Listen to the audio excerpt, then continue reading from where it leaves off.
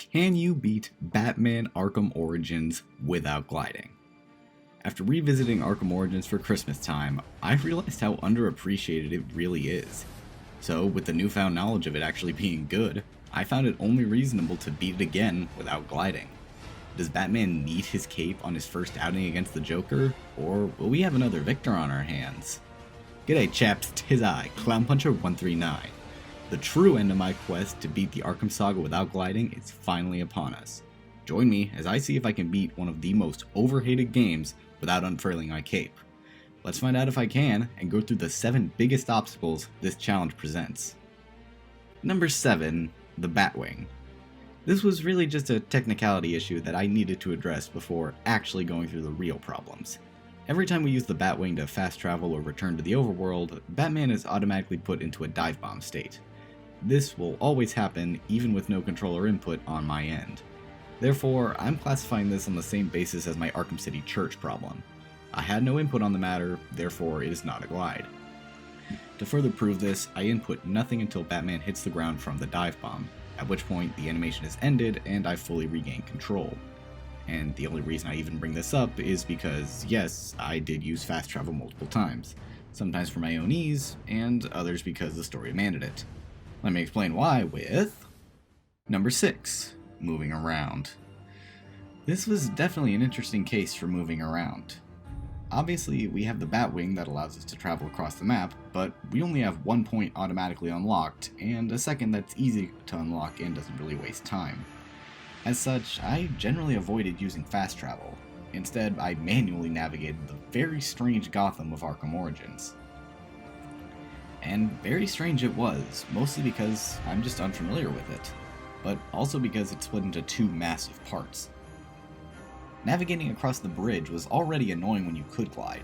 Now, without the ability, it just becomes 10 times worse. It's slow, boring, and just wastes time. That said, I did find a way to make it a bit more fun, and that was to play as Spider-Man. Yep, just swing from lampposts and other stuff to get much faster than just running. It makes it at least a bit more bearable. That said, just regular movement is less than stellar. I tried to use my Spider-Man strategy as much as possible to make faster progress than just running on rooftops, but it's still much slower than the other 2 city-based games. The reason for this? The line launcher. Honestly, I seriously snubbed how useful the line launcher is in City at night. Not only does it make city movement much faster than just walking on the rooftops, then falling off, but it makes puzzles and difficult situations later down the line much harder to deal with. Spoiler alert, but numbers 1, 2, and 3 could all have been easily solved if I had the line launcher. I love the remote claw, but it is useless for traversing pits. Number 5. Predator sections. Arkham Origins had, by far, the absolute hardest Predator sections for me to complete. And this was simply due to the more difficult level layouts that I'm simply unfamiliar with. Due to this, I don't know where enemies go, where I can go in return, and how to take certain ones down because of this. Obviously, just like every other game, there's no gliding behind enemies for silent takedown or glide kicking the final enemy. As a plus though, upgrades give us the remote claw tether ability, which allows us to string enemies up on gargoyles like we used in inverted takedown. This was especially useful late game when enemies are in combat level numbers. Again though, this all boils down to my lack of knowledge with Arkham Origins. I could easily beat the Predator sections in the other 3 games because I've simply played them more. I even did a speedrun of City. I know the layout of those games, when combat and Predator sections are, and what to expect. I simply didn't have that advantage with Origins, which made these sections a lot harder than previous games. Now, before I actually get into the challenging portions of this run, I'm going to throw in one honorable mention, and that's Firefly's whole story arc. Navigating the bridge, excluding all the fights and such, was something I was pretty worried about. Considering I had dealt with the challenges you'll see momentarily, I was concerned there would be another of the same caliber on the bridge. Thankfully, I was completely wrong, and I was able to get through scot-free. There were a few scary parts, most notably navigating the rubble to reach the south end bomb, but otherwise, it was a completely painless process. And thank God it was, because the final 3 entries are what made up half of my uncut footage. Number 4. Joker's Carnival. I somehow almost forgot to include this when I was first writing the script. Thankfully, I remembered one of the funniest glitches I experienced in this run. The first area of Joker's Carnival has hostages tied to electric chairs and an electrocuted floor. We can't stand on the electrocuted floor for more than a second, and we have to reach this ledge without gliding. Except we really don't at all. If we release the grapple just before reaching the line, we can swing to this little platform that isn't electrified. We can then dive from it into this room and move forward. And if we go fast enough, we can activate this fuse box and move to the next area to activate a checkpoint. We'll still get a game over if the time runs out, but that game over will load us at the next checkpoint. And that checkpoint makes the game think we shut down the electricity, allowing us to continue without actually doing anything. I can't believe I almost forgot this, because this was absolutely hilarious. Who cares about the hostages? We have sworn an oath to never glide. Not even for the well-being of innocents. Number 3. The final offer. This was the first roadblock in the challenge, and was certainly an annoying one at that. Unlike my escapades in the asylum, there is no way to make Batman jump off a ledge rather than glide, which is really unfortunate because all 3 of these final problems probably could be avoided with said jump, but I digress. The final offer has one point in the collapsed deck that requires you to glide to eventually fight some enemies. Since we can't use the jump, my first thought was to go for a dive off the ledge. They tend to go pretty far, so maybe it'll reach it. Sadly, I was met with disappointment, as it just barely can't reach the ledge. Not that it matters though, because the ledge can't even be grabbed in this area. So a bit of experimenting later led me to simply dropping off the edge onto some debris in the water. This went pretty much nowhere because Batman won't jump off of this, and even if he did, it wouldn't reach the other side because, again, no ledge. I even got so worried at this that I went outside to attempt to zip like my asylum run, only to realize that zips aren't in this game, and the big game-breaking glitch they use in speedrunning involves gliding. So, one random revelation later, I found the solution. As it turns out, if Batman leaves the ledge while hugging a wall, he'll actually do a jump rather than a glide. This jump was able to just barely reach the other side, allowing me to progress. This took a good 20 minutes to solve, but unfortunately didn't help the later problems down the road. The solution was a one-time use that was helpful while it lasted, and raised my hopes for the rest of the run. Boy, I wish it didn't do that. Number 2. Blackgate Return. Upon thinking I was in the home stretch after beating Firefly and all, I was slapped in the face one more time with a stupid challenge for me to overcome. Immediately upon entering the sewers of Blackgate, we're presented with an electrified pool of water. We have to use the remote claw to cross it, then break this wooden panel, to be faced with the fact that we have to glide to this platform to shut it off. Our glue grenades won't activate as long as the electricity is surging, which doesn't make any sense because glue is an insulator.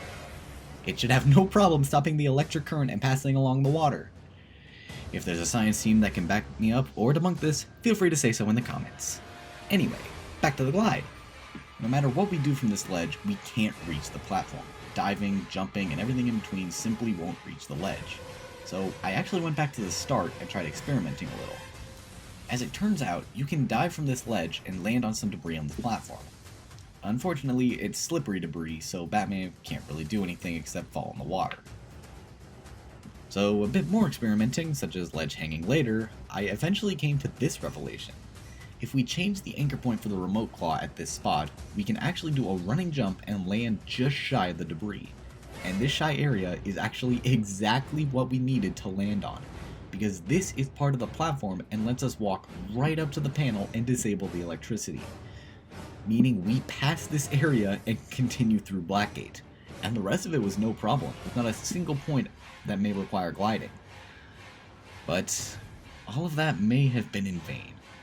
Mostly because of what comes next. Number 1. The GCPD sewers. This was, honest to God, the absolute hardest, most tedious, and absolutely stupid challenge for me to overcome in any no-glide run. These sewers are so poorly designed and difficult to navigate that I literally spent almost 2 hours getting through them without gliding. And now it's my duty as the video's creator to build tension to see if I could even overcome it or not. Did I do it, or was this another Demon Trials story? Do you want to know? Well, here's the story. First challenge. This gap with rushing water and boats filled with explosives. I went through so many theories and different strategies to get past this part. And in all honesty, absolutely none of them should have worked. First, I attempted to dive off the platform onto one of the bomb boats. The few, and I mean very few times I didn't just fall into the water, the hit detection on the boats was absolutely stupid and screwed me over. Either the kill barrier was on the boat itself, or I literally fell through the boat because it doesn't have hit detection. Yet the barrels in the boat do have hit detection, but they're a slippery surface that Batman won't stand on for more than 2 seconds. My second theorization was using the line that we can create with the remote claw. I thought it might be possible to fall off it onto one of the pipes or something and work my way over, but it turns out that Batman simply won't drop off the wire if you're too close to a wall. And jumping is out of the question because there isn't a wall or ledge close enough that would make Batman jump instead of glide. Theory 3 involved this little ledge off to the right.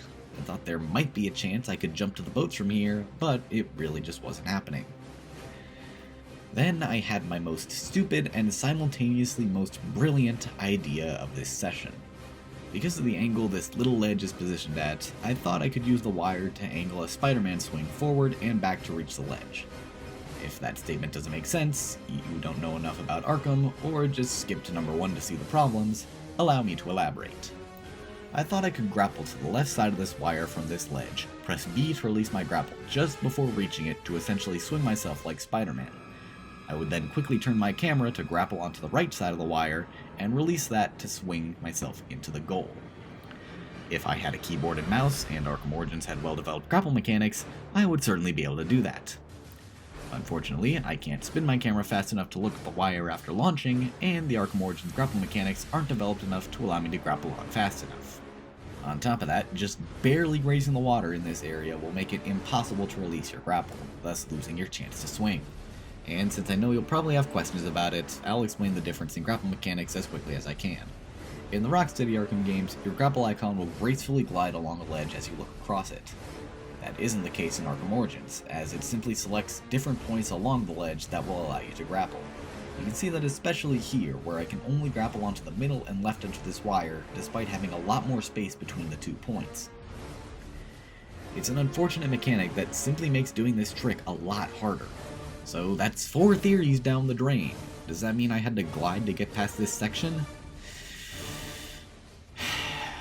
No. Welcome to Theory 4.5, using the Spider-Man strategy without the ledge and way more hope than I should have been using. My new plan was to jump backwards off the ledge while my camera faces a very specific upward angle toward my destination platform. If the grapple mechanics decide to be nice to me, I can barely grab onto the other side of the wire before hitting the water, giving me the ability to let go, and give me just barely enough momentum to swing onto the platform and continue. However, the chances of everything I just said going right are more than 100 to 1. The tiniest mistake on either your part or the game's will ruin your chance at performing this swing. Just look at how many times I reach the edge and it denies me, because the ledge can't be grabbed. This, along with the multiple times it didn't allow me to let go, despite not hitting the water, made me want to give up on multiple occasions. But I persevered. I tried this stupid trick again, and again, and again. And you know what?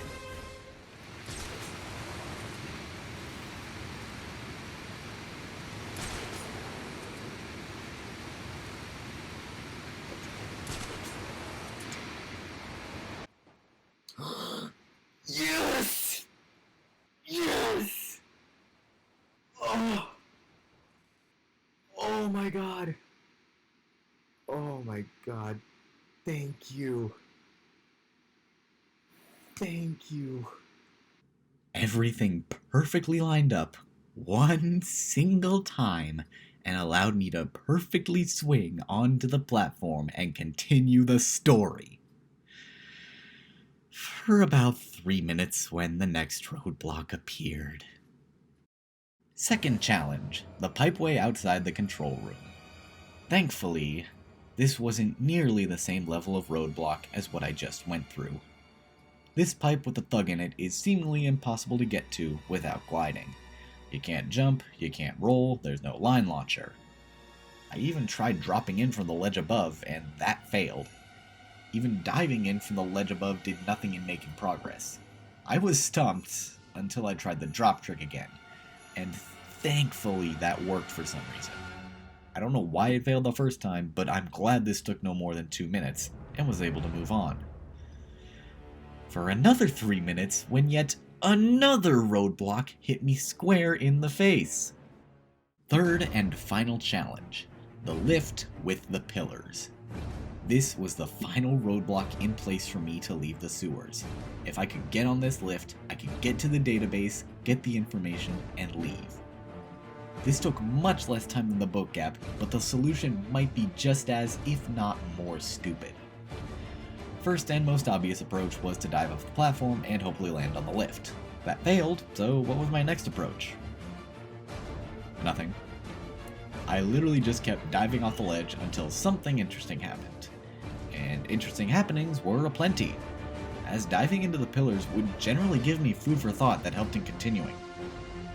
In layman's terms, I threw myself against these stone pillars for 30 minutes, hoping the ledge mechanics would glitch and give me a cookie. Every so often, if I could dive just right, the pillars would have little parts sticking out that actually acted as ledges.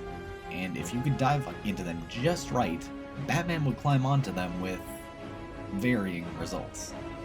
The one I spent the most time on was here on the left pillar, as it showed the most promise, since Batman was actually standing on it and had a bit of room to walk. However, what actually ended up doing it was this little lip in front of the lift, which at first I had dismissed entirely. With white brick textures overlapping where I walk, they don't have collision and Batman can creep on it just like a railing. Normally you can only glide off of this, but I discovered that attempting to glide off the ledge while walking into it actually makes Batman jump instead. So, if I could angle my joystick just right such that Batman was still moving along the ledge and could reach the lift at a very specific angle, I could theoretically jump straight to the lift without gliding.